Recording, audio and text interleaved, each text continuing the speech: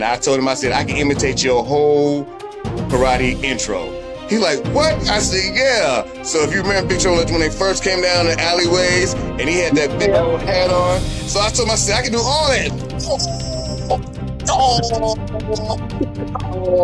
Ladies and gentlemen, coming to you from somewhere in New Zealand, it's the YouTube show with Dave Benson.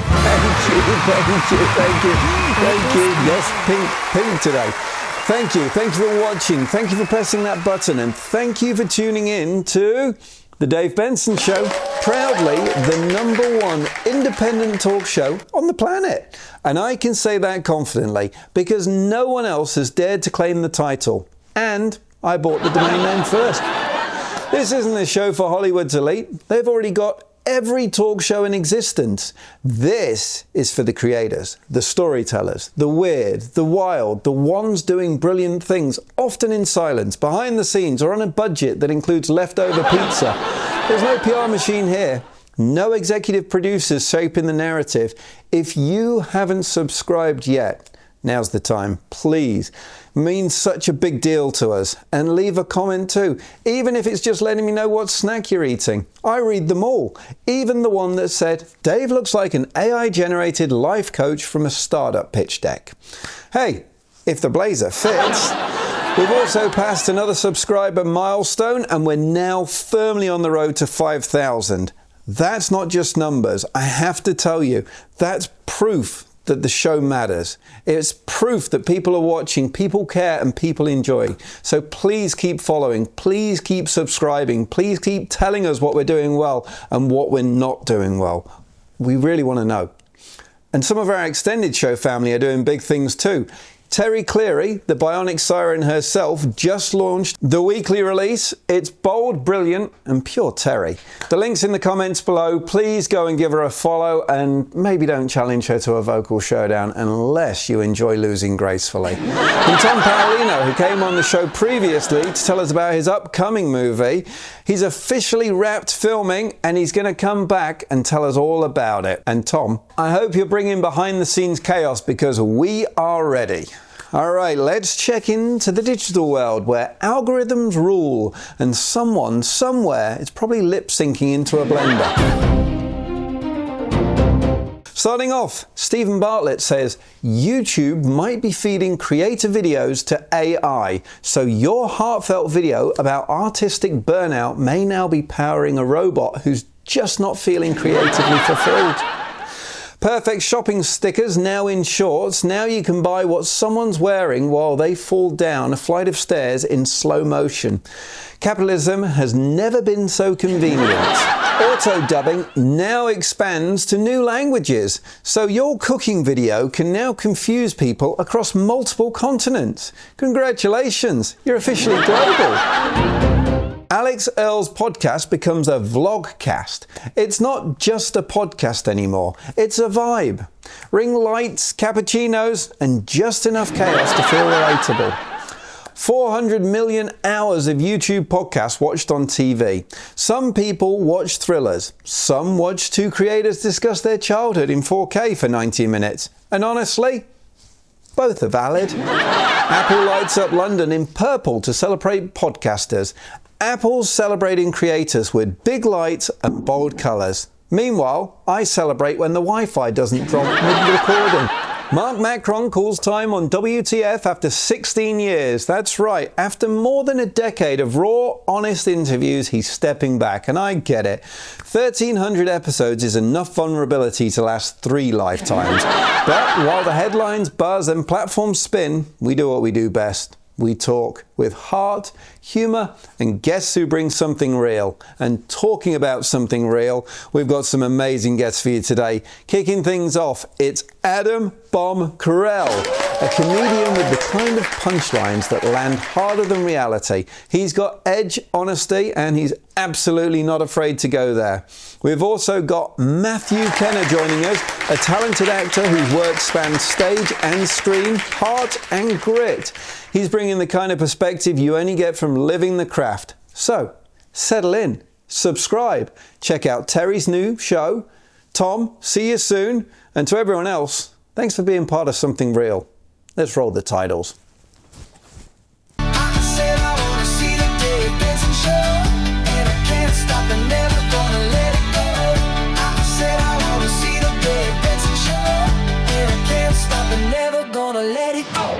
My next guest is a high-energy force of nature, a comedian, actor, and media personality who's been lighting up stages and screens for over 3 decades. Whether he's cracking up audiences on the stand-up circuit, delivering sharp takes as a movie critic, or stealing scenes in a sitcom, clown in a prayer closet, he brings passion, edge, and a whole lot of heart to everything he does. Please welcome to the stage, Adam from Carral. Adam! Hey, I love that. I love that. All right. That's what I'm talking about. That's beautiful, man. That's a whole lot of energy going on there. Oh, I'm just full of burst of energy. You know, it's my birthday month, so I'm definitely full of burst of energy. It's Gemini season, baby. It's your birthday. Are you 22 today, Adam? Not today. June 21st is my birthday, so I'll be turning back to 24. 24. Man, 24 was a good age. Jeepers, I had hair back then. Yeah, so did I. I don't know what happened to it. It just disappeared on me. The older I got, the more things start disappearing, and I'm trying to figure out where it's going. Yeah, I understand. We're on the same boat. Man, it's doctors and hair, right? So as you get older, your hair and your doctors take a greater interest in going that way and looking at the backside of you rather than anything else. I don't know why or what it is, but that's just a constant thing I find. Exactly. You know what I found out too? I'll tell you like this. Once I start seeing the little areas getting bald, I'm like, I'm not going to grow my hair long. Just go ahead and just cut it all off. I don't want to have a cul-de-sac look with the ponytail. I'm not doing none of that. Just go ahead and cut it off. Be like Kojak, just cut it off. Women like bald heads. I mean, they like bald heads, I feel you. I could do Kojak. Lollipop, I like that. I could do it. It was Terry, I can't remember his name, the Greek guy, wasn't it? Right. Oh, Adam, it's amazing to have you here. Let's kick it off. I want to know all about you. So let's go back. How did this all start? Was it in the early days that you were like, I was funny at school, I want to be the comedian, or was there a whole other path of something else and you got knocked into this? What happened? Actually, you know what? I don't know if I've always been funny. I don't know, but I always made people laugh. I don't know. It just happens that way. I mean, since I was a little kid. But to be honest, my first time actually doing comedy was actually at an open mic, which a lot of comedians start doing when they first time out, So I started open mic in Fairfield, California at a place called Pepper Bellies. And a friend of mine, I love her. She's my sister to death. Her name is Jennifer. She was like, you should go do open mic one night. They have it on Wednesday nights. You should be funny. I'm like, I don't want to get up there, I said, you know what? I thought about it for like 2 weeks, got up there and didn't know what I said, but everybody had a good time. And then for some reason, I just got hooked to like, no, let me write some things and start going back and going back and going back. And then after that, the adventure just took off from there. So I started doing more shows in San Francisco, Oakland, Sacramento, LA, Vegas, New York. All that came later on. And I'm just excited about it. I just love doing comedy. I just love it. You must have balls of steel, because getting up on stage is to do comedy specifically, that is one of the scariest things ever. To almost be judged, to wait for the laughs, to not have the laughs, to have the cues. How do you do it? I have no idea. You know what? I tell you, a lot of comedians that I know, some of them still get nervous. Even veterans that I met over the past years that I met who are big headliners, which I'm going to be soon, try to get myself in that area. Most of them I talk to about, they still say they get nervous getting on stage. For me, I don't get nervous. I mean, it's like, just give me the mic and let me go ahead. I don't get nervous anymore. It's that fear I had that fear probably back in 2015 when I first had that really fear about getting on stage. But that fear is not even there no more to me. It's like more like, I need to get on stage. Who's doing the show right now? Oh, you booked me? Okay, I will be there. Don't worry about it. I got it. When am I going on? How many minutes I got? When I'm just like, who it? Come over here. Let's do it. It's just, I'm ready. It's like, I just love getting on stage, having a good time, and most of the material that I write is not everything that I write. It's just most of it I like think about the title I thought about and like, know what? I'm going to say this on stage just for the heck of it and see what happens. See how it works. I say it before I even begin. I say, I'm going to do a freestyle. And they're like, huh? I just freestyle everything. I did a show 2 weeks ago in Stockton, California for a friend of mine. His name is Mr. Tay's Comedy Twist. And I asked him, what am I going on stage? How many minutes I got? You know, and a good friend of mine, Esau McGraw from LA, was performing as headlining, and we just had a blast, man. I mean, it was just fantastic. I just love hanging out with comics. We talk mess, we talk crazy, but at the same time, I'm different when I'm on stage. You know, when you meet me in person, I'm more like, hey, how you doing? All right, good to see you. But when I get my name on that stage to come to the mic, hey, party time, let's go. Let's do this. You ready to have fun? You ready to have fun? Let's get it going. And I just start going in. What is your writing process? So for that one, you spitball and you just went off the cuff. But usually, do you put a lot of time and effort? Do you then try things out and then try and write a whole show? And then how often are you refreshing those jokes? I have books about this big, filled with material I have not even used yet. But sometimes I go back into it and look at it, I'm like, you know what? I'm going to use this one because it's going into effect right now in life. And, you know, most of my jokes, I think I'm a little ahead of my game in comedy because most people look at me like, I thought about that last week. I said, yeah, me too, last night. You know, it just happens to coincide with a lot of people's ideas of life and everything else. You know, I just want to have fun. You know, I like getting on stage. I want people to have fun. You come out to have fun. Let me take your troubles away. Let me ease your burden. Go get your 2-drink minimum or whatever you're doing. You know, have your little dinner and just have fun because I'm going to give you good 15, 20, 45 minutes, whatever time frame they give me. You're going to get the best out of Adam Bomb. And that's what I protect myself with. And what about hecklers? Love them or hate them? Haven't met one yet. Really? Really. I have not met a heckler yet that heckled me yet. But I do get hecklers if I go have a drink somewhere at a bar or something, want to relax. And they ask me, you know, what do you do? I say, I do comedy and acting or whatever. And like, oh, well, let me tell you this joke. I'm like, oh, dang, I'm not going to say that no more. Everybody want to give me a bar joke. Some bar jokes are not funny. I don't understand what the bar jokes is. Hey, what if so-and-so did this? And what do you get when you have this? I'm like, oh, no. Who told her I was a comedian? Stop it! So, your family, what did your parents think when you told them you wanted to be a comedian? My mother and father, my dad is very laid back. He's a laid back guy from Louisiana, born and raised in Louisiana. He's a very laid back guy. My mother is like, son, are you serious? I said, Mom, why not? You know, that's a tough thing to do. I said, I guess, but I'm ready for the ride and see how it goes. You know, partake the life and enjoy life. Why not?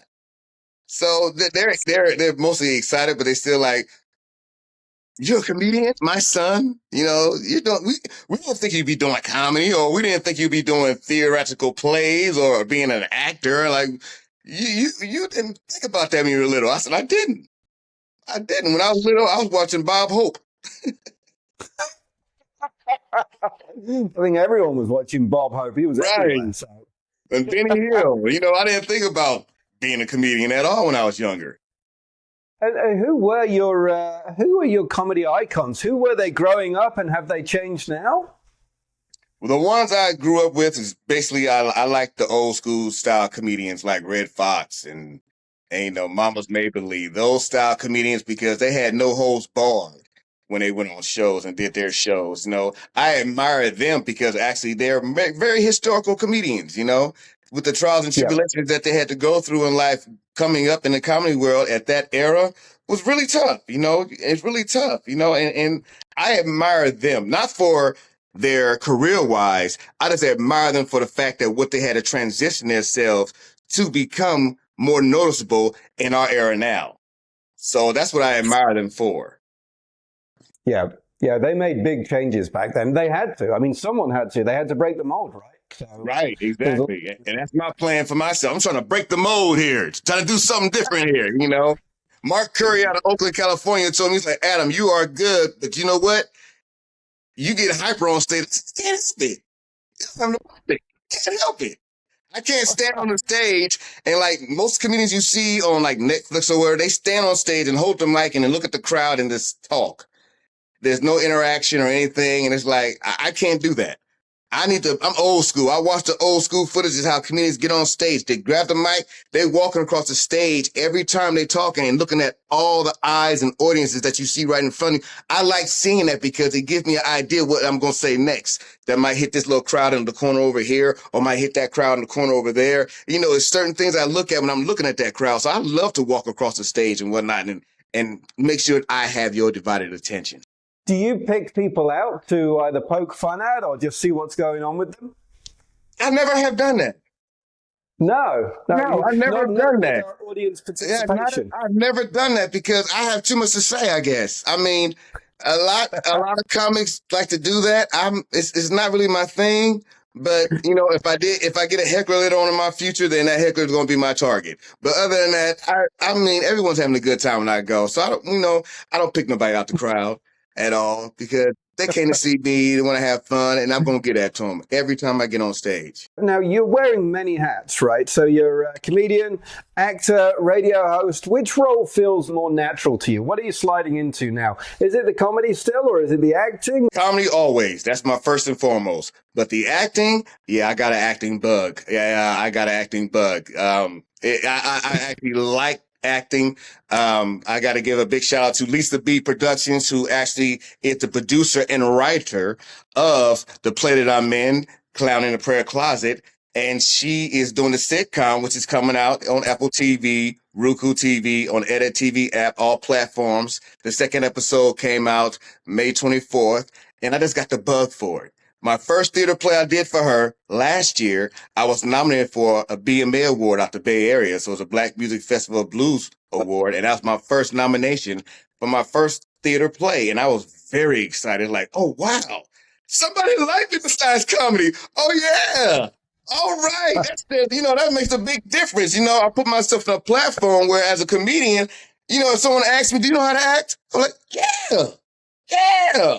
Oh, and you play Henry in Clown in a Prayer Closet, right? Yes, I play Henry. Henry is a father, and he's looking out for his daughter.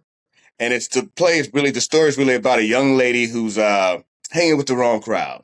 You know, her mother's a very church woman. Her daughter is kind of trying to figure out where she wants to be in life. And Henry, the father, is more of a laid back guy, but he's very street savvy. He knows what's going on around him, but he really don't really say nothing about it because he wants his wife to take care of it because that's the girl. You know, wifey take care of the young lady, tell what's going on before father really has to come into effect and see what's happening. You know, but it's a very, very good play. It's a very good sitcom, and I hope everybody tunes in for it and enjoys it because we're going to be doing the play again in November of this year in Oakland. So I'm excited about that. So we're going to be in Oakland, California, performing the Clown in the Prayer Closet. I'm excited to do that too. Outside of the performing, what does Adam do? It's actually, what day is it today? It's for me, it's Sunday. I'm in June. You're not even here yet. I'm so far in the future. So you're still in May. Last day of May. Yeah, last day of May is Saturday, May 31st. And it's 103 degrees outside, so I'm not going anywhere outside because my skin is going to melt. I got good chocolate caramel, so it's too hot out there. I'm going to wait till the sun go down just a little bit before I step outside and get a little nice fresh air. But right now, I'm sitting at home, relaxing, watching Big Trouble in Little Chinatown, and still doing little jokes or whatever. Still writing a few jokes in here and there, you know, just being to myself. I love Big Trouble in Little China. Oh, yeah. It's a classic. And one of my favorite movies. One of my favorite movies. And one of the actors who played the character Storm just recently passed away. So I got to give big love to him who played Storm in Big Trouble in Little Chinatown. He just recently passed away a couple of days ago. And I just happened to meet him a couple of years ago when I was in L.A. And I told him, I said, I can imitate your whole karate intro. He like, what? I said, yeah. So if you remember Big Trouble when they first came down the alleyways and he had that big old hat on. So I told him, I said, I can do all that. And then the last look he did, and I did the last look for him, he just said, you know, died laughing. I said, that's my favorite movie of all time. So what's coming up for you next? We've obviously, you mentioned the Apple TV and the Roku, and you mentioned that you're going to get back on stage again in November. What else is coming up for you, Adam? Well, I'm trying to do some other things. I love my comedy, but I'm actually going to work on my first comedy special, which is going to come out at the end of this year. So that's my thing I'm going to work on. That's going to be on all platforms. It's going to be on Apple TV as well and Roku. It's going to be, they accepted the offer. So I'm going to work on doing my comedy special end of the year. Out of bounds, going to give you 15 minutes because that's what I'm going to call it. 15 minutes. I got 15 minutes for you. So I'm going to show the world what I can do in just in 15 minutes because I can do 30 or 40. It don't matter. But you know what? 15 minutes is always a good number. 15. So that's going to be my comedy special coming out this year. So I'm working on that, getting the process ready for that, looking at other materials that I have and, going to get that all set up pretty soon and see how the crowd enjoys it. I love it. I love it. Adam, I want to get you back on when you've got that comedy special coming out so we can promote it and we can talk about it. Most definitely. Most definitely. Thank you so much for your time today. For any details on Adam and what's coming up for him, they can all be found right here or right here or right here. We'll be back right after these messages. I remain deeply moved to this day by 9/11, by the heroism and the bravery and the valiance demonstrated by so many, from the 343 FDNY firefighters to the 23 NYPD police officers and the 37 Port Authority workers, to all the brave souls aboard United Flight 93, and everyone who died that day and since due to contaminants, carcinogens, cancers. For myself, I really wanted to structure a novel that would see 9/11 actually prevented. Though we can't go back in time and undo such a horrific tragedy, we can relive it and we can prevent it. My slogan for this book is 9/11, always remember, never allow.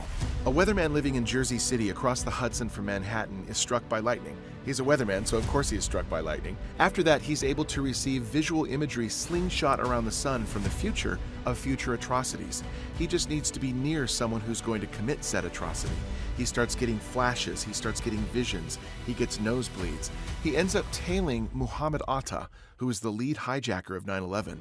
All of the imagery that we have seen over and over for 25 years, Roland Bishop sees in his head. He understands what's going to happen. He's able to avert 9/11.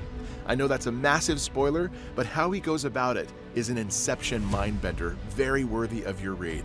I hope you'll check out Forecast and Journey with Roland and see how precisely he's able to completely avert 9/11.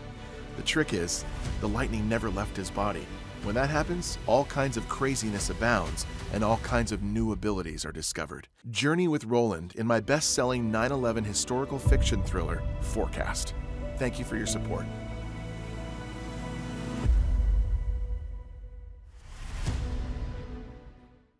My next guest is a visionary filmmaker, passionate storyteller, and the creative force behind Stay Ready Productions, a company dedicated not just to entertainment, but to inspiration, wellness, and social impact. Now, he wears many hats: actor, writer, director, producer, and his work reflects a relentless drive to challenge norms and uplift communities.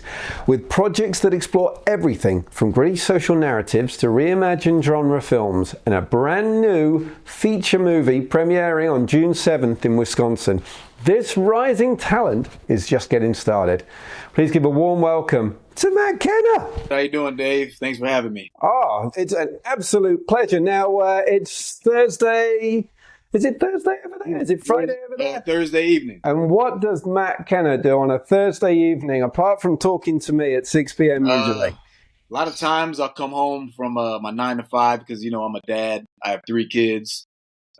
Usually I'm dealing with one of my son's practices, picking him up from practice, and then I take a power nap and I work out. I either work out or run errands, or I work on a script that I'm currently tightening up right now, or a self-taped audition for, a job that one of my agents may have sent me, or a lot of different things. But usually it involves being some kind of dad duty or something that involves working on getting me out of relying on a 9 to 5 job where I can do this full time. This being acting, writing, directing, which one? What's this? Or all of the above? Well, all the above, but acting is my passion. It's something I've always wanted to do since I was a small kid. I had a real strong imagination, and I guess you could say I was kind of socially awkward as a small kid. and I lived a lot in my head. So I always I watched a lot of movies and a lot of TV growing up, like a lot of kids. And I always, fantasized about being like, Arnold Schwarzenegger or, Sylvester Stallone playing some kind of action hero. So acting first and foremost, but I've always been told I've been a good writer. So that led into writing screenplays. And then I went to school briefly for the work done on behind the camera. So then I started teaming up with people and making my own content as far as short films and working on some feature films. And now I do both. And I'm just steady working on leveling up and bringing my stories that I have up here in this head to life. So Arnie and Sly, were they the dream? Are they still the dream? They're pretty geriatric now, but when I was growing up, they were big muscles and juiced, veins showing, and steroids most likely was the cause of that. But they were the guys. They were the top action heroes, and there were a lot of actors that I looked up to, but I always had an interest in being, playing like the tough guy, and that's just what I envisioned and imagined, and I've done a little bit of that to an extent up to this point, but I have a long way to go. So yeah.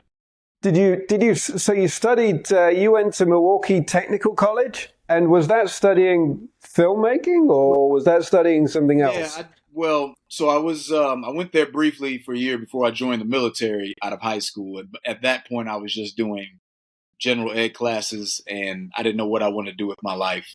So I ended up joining the Marines and spent 4 years in the Marines. But after I got out of the Marines, I ended up coming back home to Milwaukee after, dealing with a lot of different real life situations and having financial problems. Then I went to school there again and ended up going to school for television and video production. And it's kind of like a cheaper version of film school.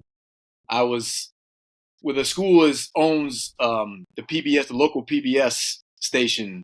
So we got a chance to work in real studio on real TV shows, use real equipment to go do our projects, but everything was kind of centered around shooting like news style packages and working in a TV station environment, which really didn't interest me nearly as much. I wanted to learn about making films. I wanted to act. And I guess you could say I got on my classmates' nerves because the vast majority of projects that I did were like creative packages where they were little skits and stuff like that I had written and that I acted in as well. And everybody knew I wanted to be in front of the camera. So I kind of just got, I guess you could say, like a reputation for being like the goofy class clown kind of guy when it came to presenting our projects at the end of the week. So yeah, I got like kind of a crash course in how to do everything production wise, and then got a chance to make my own material and have it be seen. And since, graduating, acting, got professionally into acting, and then been able to create my own content. And it's, it's a great feeling when I'm able to do that. You were a Marine, which I didn't know. And I'm just fascinated because you mentioned Arnie and you mentioned Sylvester Stallone in their action roles. And, they were known for Commando and various things like that. Did that influence you going into the Marines? And then when you were in the Marines, did you look back and go, you guys were full of shit. It's nothing like this. Stuff like that did influence my decision. I guess one of the biggest things that influenced my decision to join the military after high school was the fact that I really had no desire to go to college at the time. I didn't like school growing up. I wasn't the best student. School didn't really interest me that much, so I didn't really fully apply myself and ended up getting mediocre grades the majority of my childhood. And then there was one point, back when I was like grade school, middle school age, not high school, but like before that, where people thought I was slow because I was in a couple classes where we got extra attention and it wasn't the big full classroom environment. Then I got diagnosed with ADD, ADHD, and all that. And I kind of thought, oh, I could milk this whole thing, this whole condition, like have some kind of disability, when I really did not have any kind of disability. But part of me thought I could milk it because the adults are giving me a way out. So all through school, I didn't really enjoy school. I didn't enjoy the structure of sitting still at a desk all day and having a teacher talk at you, learning about something that's not that interesting. And I just really didn't have much desire to continue on after that and go to a college, because all I cared about was partying. I just wanted to go. If I went to college, all I would want to do is party. So there's no point of going to college if I'm just going to fail out. So I'm like, all right, I want to travel the world. I want to learn about guns and weapons, and I want to be physically active and all this other stuff. And I want to be fit and known as being tough. So I'm like, all right, I need to get out of my hometown here and get away from any kind of stagnation or negativity that I was witnessing. And I'm just like, all right, the military sounds like it makes sense. And of course, I had certain people, like, my parents in particular, who were telling me, it's not a good idea. You won't make it because you can't follow our instructions or do what we tell you to do. So how are you going to handle some drill sergeant in your face yelling at you and all this other kind of stuff? And I proved them wrong, but they appeared to be right when I first, because I did have a hard time with some guy in my face screaming at me, and I can't talk back or contest anything, and I'm just there taking the abuse. So it was definitely something that helped me gain maturity and mental toughness. But yes, I realized that for the most part, that a lot of these movies and these actors, what they're portraying as far as like military life was bullshit. It was just entertainment, made to look like it's exciting and there's explosions and you're a hero, and like in real life heroes that go to war, they're not chiseled 8-pack guys that have great hair that are hanging from a helicopter. Praised by everybody. It's totally different. They come back missing limbs and serious trauma and things like that, and injuries, and I currently work around these kind of veterans now because my day job, I work at the VA hospital here. So I see a lot of guys that are have gone to war and have different disabilities, whether it be mental or physical, and those are the real life guys who actually served in the military and saw action, not commando. Let's talk about some of your acting now. I've seen you've got quite a few upcoming things coming, and one of your movies piqued my interest. Sanguine Teeth on a Driftless Road, I think it was called, and it's described as a unique take on the vampire genre. Yeah. What's a unique take on a vampire genre? I mean, I've seen sparkly vampires already, and I've seen various others. So what's this? Well, it's called Sanguine Teeth on a Driftless Road. It was actually written by my friend Austin Galante. He's a writer and director. I play the main character, I guess you could say. So basically, the story is about 4 black vampires who are on a road trip. They're all friends. I play the oldest, like OG vampire. I'm 2,500 years old. I don't age. None of us age. I've been around. I'm kind of schooling these other vampires, but we get together after not seeing each other for a long time, and go on a trip. We rent an RV and we go on a road trip, and we're partying and we're picking up strangers, and we got these 2 girls who we're using as feeders, who are got like big breasts and stuff like that, and we're just like having a good old time. And then we come across like racist cops pulling us over, and we got to do things like eat him, and it's a comedy for the most part. And we end up doing a lot of silly things and things that regular people would do, but It's from the perspective of some black vampires that if they had to live in modern times or throughout the history of the world, how they would adapt to the cultures that they've had to live in, the civilizations, and how they would deal with bigotry and discrimination, and how they would avoid being lynched in the time of like Jim Crow. Like my character had lived through slavery through different civilizations, including the U.S. And he's telling one of the other vampires who recently got turned into a vampire, like what he's been in past lives and all the, how he came up with the modern sunglasses because some Inuit Indians in Alaska got the idea from him back in, 1,000 years, just different things like that. So it's funny, partying, they're doing drugs, they're having a good time, but then they have to end up fighting some vampire hunters towards, later on in the movie.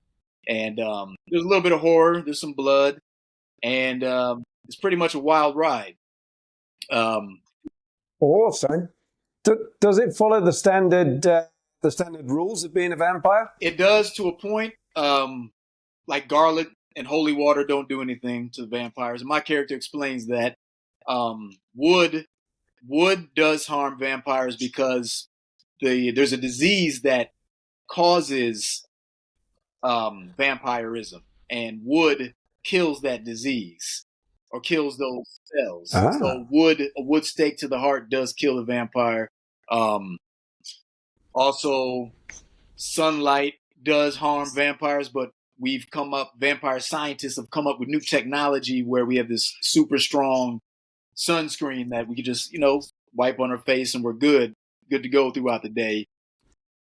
So yeah, we do drink blood. We don't eat food. We just feed we have feeders along with us who are humans that hope to be turned into vampires one day. And as long as we keep them fed, we drink their blood and we get fed off their nourishment. And we just lead them on one day. And if they're good, maybe we'll turn them into a vampire. If not, we'll just drink all the blood and dump them to the side and we'll be done with them. So nice. I look forward to that one.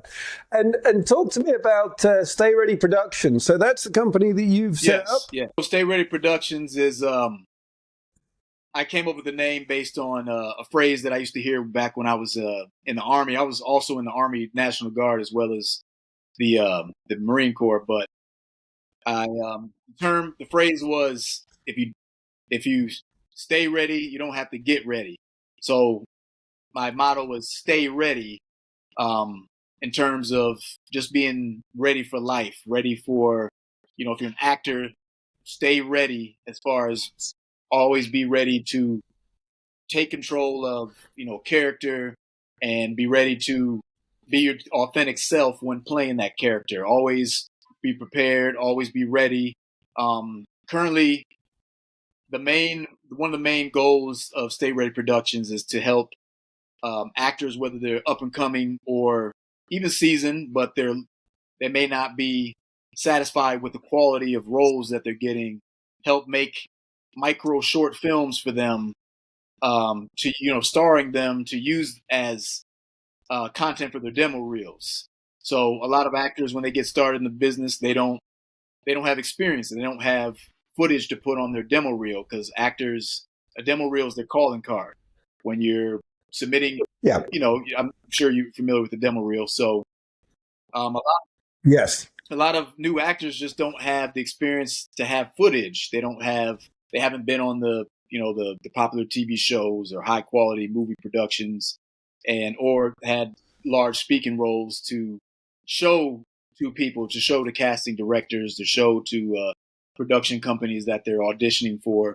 So the goal of Stay Ready Productions is to help those actors, whether they be new or seasoned, either rebrand themselves or get updated, high quality material to use for their demo reels. And you've got quite a few. I think you've got 5 projects, which I saw that coming out this year, and you've got one which is coming out on the 7th of June. Yeah, you've got a feature. That's Sanguine Teeth, the vampire film we were just talking about. And then right after that, we're going to be working on another film that I co-wrote with my friend Austin Galante.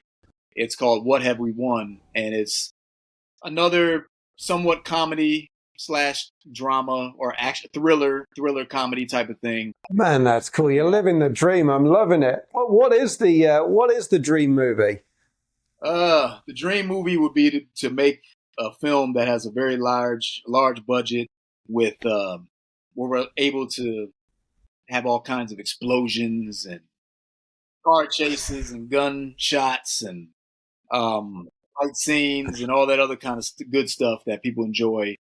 But I also like dramas. I like comedies because I like being silly. But I really, my film that I'm currently finishing up the screenplay for is a thriller, and it's not a comedy. It's a serious topic, but I guess you could say there's somewhat comedic scenes in it. But it involves human trafficking, and so my dream project would be to deliver like a real groundbreaking performance in a drama. You know, Denzel Washington is one of my favorite actors, so I would like to deliver a performance like that, where I'm